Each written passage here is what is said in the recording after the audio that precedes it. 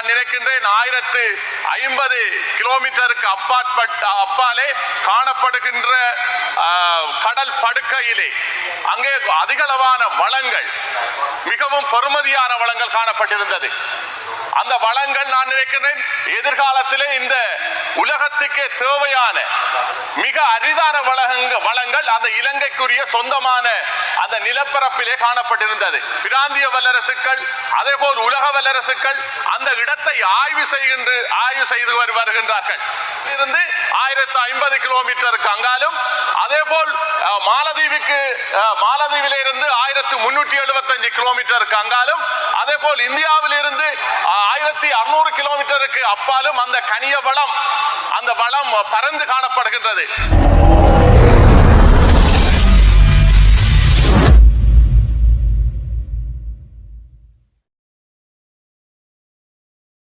இலங்கையின் கடலுக்கு அடியில் இலங்கைக்கு சொந்தமாக உலகின் நாடுகள் போட்டி போடக்கூடிய கனிய வளங்கள் காணப்படுகின்றது. அவற்றை பயன்படுத்தினாலே இலங்கை போன்ற நாடு பொருளாதார ரீதியில் உயர்ந்த நிலையை அடையும் என பாராளுமன்ற உறுப்பினர் கோடீஸ்வரன் தெரிவிக்கின்றார். அதாவது ஐக்கிய நாடுகள் சபையினுடைய அனுசரணையில் ஜமேக்கா நிறுவனத்தின் ஆய்வின்படி இலங்கையில் இந்த கனிய வள படுக்கைகள் அதிகளவாக காணப்படுகின்றது. இவற்றை இலங்கை அரசாங்கம் பயன்படுத்தாமல் இருக்கின்றது. சர்வதேச நாடுகளும் பிராந்திய நாடுகளும் இதற்காக போட்டியில் போடுகின்றது. ஆனால் இலங்கை இது தொடர்பாக அலட்சியமாக இருப்பது தற்போது பொருளாதார நெருக்கடியில் உள்ள இலங்கைக்கும் இது பயனுள்ளதாக அமையும் என பாராளுமன்ற உறுப்பினர் சுட்டிக்காட்டுகிறார். 2024 ஆண்டு நிதி பொருளாதார அபிவிருத்தி சம்பந்தமான மத்திய ஆண்டு நிதிநிலை அறிக்கை சம்பந்தமாக கலந்துரையாடுவதற்கான அந்த சந்தர்ப்பத்தை அளித்ததற்காக பிரதி சபாநாயகர் அவர்களுக்கு எனது நன்றியை தெரிவித்துக் கொள்கின்றேன்.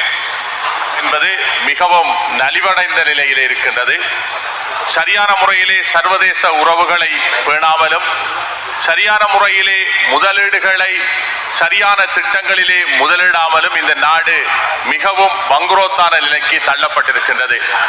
அது மட்டுமல்ல, இலங்கையிலே 2024 ஆண்டு நிதிநிலை அறிக்கையை நாங்கள் எடுத்து பார்க்க போனால் இலங்கையின் பொருளாதார வளர்ச்சி என்பது கிட்டத்தட்ட 5% காணப்பட்டது. அதே போல் அந்த இலங்கையின் மிகவும் முக்கியமாக இருக்கின்ற துறையான விவசாய துறையின் வளர்ச்சி வீதமானது 1.4% காணப்பட்டது.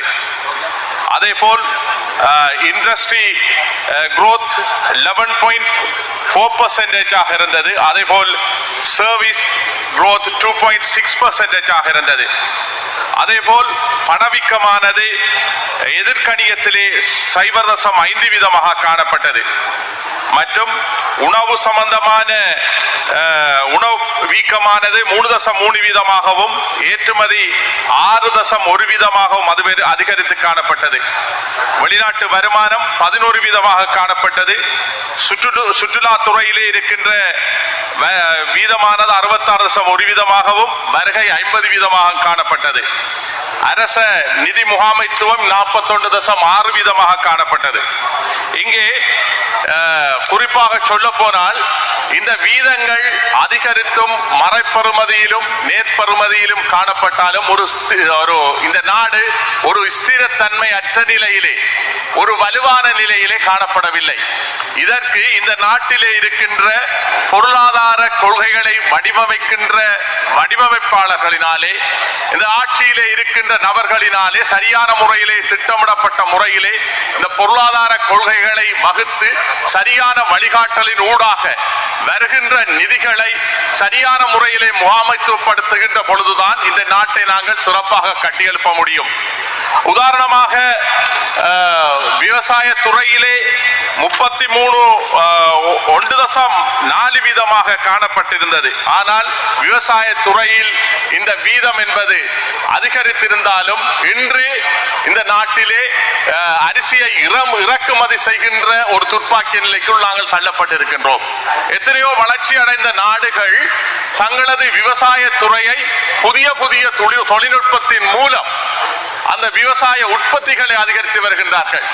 ஆனால் இலங்கை ஒரு விவசாய நாடாக இருந்தும் கூட சரியான முறையிலே தொழில்நுட்பங்களை உட்படுத்தாமல், சரியான முறையிலே அந்த செயற்திட்டங்களை சரியான முறையிலே அதுக்கான வளங்களை ஒதுக்கப்படாமல் இருப்பதனால் தான் இன்று இந்த நாடு இன்னொரு நாட்டிலே அரிசி தேவைக்காக, உணவு தேவைக்காக கையேந்துகின்ற ஒரு துப்பாக்கி நிலைக்கு தள்ளப்பட்டிருக்கின்றது. ஆனால் இந்த நாட்டிலே எத்தனையோ வளங்கள் இருக்கின்றன. விவசாய துறையை வளர்ச்சியடை செய்வதற்கான முழு வளங்களும் இருக்கின்றன. அதே போல் கடல் வளங்கள் இருக்கின்றன. இந்த நாட்டை சுற்றி அதிகளவான கடல் வளங்கள் இருக்கின்றன. இந்த வளங்களை நாங்கள் சரியான முறையிலே நாங்கள் பயன்படுத்துவதில்லை. அண்மையிலே கூட நான் நினைக்கின்றேன், அந்த குறிப்பிட்ட 6 மாசத்துக்கு முதல் எங்களது அயல்நாட்டினாலே ஜமேக்காவிலே கடல் வளங்கள் சார்பான ஆய்வுகளை மேற்கொள்ளுகின்ற ஐக்கியநாடு சபையின் ஐக்கியநாடு சபையின் அந்த திட்டத்தின் கீழே ஜமேக்காவில் இருக்கின்ற தலைமையகத்திலே எங்களது கடல் இங்க இந்த இலங்கையிலிருந்து நான் நினைக்கின்றேன் 1050 கிலோமீட்டருக்கு அப்பாலே காணப்படுகின்ற கடல் படுக்கையிலே அங்கே அதிகளவான வளங்கள், மிகவும் பெறுமதியான வளங்கள் காணப்பட்டிருந்தது. அந்த வளங்கள் நான் நினைக்கிறேன் எதிர்காலத்திலே இந்த உலகத்துக்கே தேவையான மிக அரிதான வளங்கள் அந்த இலங்கைக்குரிய சொந்தமான அந்த நிலப்பரப்பிலே காணப்பட்டிருந்தது. யுரேனியம், லித்தியம் போன்ற பெருமதி வாய்ந்த வளங்கள் காணப்பட்டிருந்தது. அந்த வளங்களை ஆராய்ச்சி செய்வதற்காக பிற நாடுகளிலிருந்து வல்லரசுகள், பிற நாடுகளிலே இருக்கின்ற பிராந்திய வல்லரசுகள், அதே போல் உலக வல்லரசுகள் அந்த இடத்தை ஆய்வு செய்து வருகின்றார்கள். ஆனால் அந்த வளத்தை சரியான முறையிலே நாங்கள் பயன்படுத்துவோமானால் இந்த நாடு உச்சமடைகின்ற உச்ச பொருளாதாரத்திலே செல்வ செழிப்பிலே இருக்கின்ற ஒரு நாடாக இருக்கின்றது. இலங்கையிலிருந்து 1050 கிலோமீட்டருக்கு அங்காலும், அதே போல் மாலதீவிலே இருந்து 1375 கிலோமீட்டருக்கு அங்காலும், அதே போல் இந்தியாவிலிருந்து 1600 கிலோமீட்டருக்கு அப்பாலும் அந்த கனிய வளம், அந்த வளம் பரந்து காணப்படுகின்றது. அந்த திட்டுக்களாக காணப்படுகின்றது. கிட்டத்தட்ட 165 சதுர கிலோமீட்டர் பரப்பிலே அந்த திட்டுக்கள் காணப்படுகின்றது. அந்த வளங்களை கொள்ளையடிப்பதற்காக, அந்த வளங்களை பெறுவதற்காக பல நாடுகள் பல தரப்பிலும் பல முயற்சிகளை செய்து கொண்டு வருகின்றார்கள். ஆனால் அண்மையிலே அந்த ஐக்கியநாடு சபையில் ஜமேக்காவில் இருக்கின்ற தலைமை காரியாலயத்திலே அதற்கான விண்ணப்பம் கோரப்பட்டிருந்தது. ஆனால் ஐக்கியநாடு சபையானது ஜமேக்காவில் இருக்கின்ற அந்த தலைமையகமானது அது அந்த மண் திட்டான அந்த வளங்களானது இலங்கைக்கு சொந்தமானது என்று குறிப்பிட்டிருந்தது. ஆகவே சரியான முறையிலே சரியாக அந்த வளங்களை நாங்கள் பயன்படுத்துவோமானால் இலங்கைக்கு தேவையான அனைத்து பொருளாதார வசதிகளையும் அனைத்து செல்வங்களையும் நாங்கள் இந்த இலங்கைக்கு, அதே போல் இந்த இலங்கையை சுற்றி அதிகளவான வளங்கள் இருக்கின்றது. அந்த வளங்களை நாங்கள் சரியாக பயன்படுத்த வேண்டும். அது மட்டுமல்ல, நாங்கள் சரியான முறையிலே விவசாயத்தை சரியான முறையில் பயன்படுத்த வேண்டும். அது மட்டுமல்ல, எங்களது பொருளாதாரத்திலே பெரிய தாக்கத்தை ஏற்படுத்துவது யானையின் உள்வருகையானது. இந்த யானை வருகின்ற பொழுது, யானை கிராமத்துக்குள்ளே வருகின்ற பொழுது அதிகளவான மக்கள் தங்களது பொருளாதாரத்தை இழக்கின்றார்கள், விவசாயத்தை இழக்கின்றார்கள், அவர்களது வாழ்வாதாரத்தை இழக்கின்றார்கள். இப்படியான சூழ்நிலையானது அம்பாறை மாவட்டத்தில் அதிகளவாக காணப்படுகின்றது. யானை வேலி அமைப்பதிலே தாமதம், அதே போல் அதனை பராமரிப்பதற்கான வைல்ட் லைஃப் ஆபீசர்ஸ் மிக குறைவாக இருக்கின்றார்கள். 4 பேர் தான் அம்பாறை மாவட்டத்திலே பெரிய ரேஞ்சிலே இருக்கின்றார்கள்.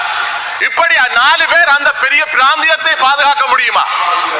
ஆகவே அதற்கான ஆளணிகளை கூடுதலாக நீங்கள் வழங்குகின்ற பொழுதுதான் அந்த மக்களை, அந்த பொருளாதாரத்தை, அவர்களின் வாழ்வாதாரத்தை நாங்கள் பாதுகாத்துக் கொள்ள முடியும். இல்லாவிட்டால் தனித்தனியே கிராமங்கள் இருக்கின்றன. கண்ணையபுரம், அதே போல் பனங்காடு, புளியம்பத்தை, மற்றும் ஏனைய கிராமங்கள் இருக்கின்ற கோமானி, ஊரணி, பொத்திவில் பிரதேசங்கள் இருக்கின்ற அந்த கிராமங்களுக்கு தனியே ஞான வேலிகளை அமைத்துக் கொடுங்கள். அந்த மக்களின் வாழ்வாதாரத்தை பாதுகாத்துக் கொள்ளுங்கள். இப்படி சில இந்த நாடு கடுமையான மங்குரோத்து நிலைக்கு அடைகின்றது. ஆகவே தயவு செய்து பொருளாதாரத்தை இருக்கின்ற வளங்களை சரியான முறையில் பயன்படுத்துகின்ற பொழுதோ நாங்கள் உச்ச பொருளாதாரத்தை அடைய முடியும் என்பதனை இந்த இடத்திலே தெரிவித்துக் கொள்கின்றேன்.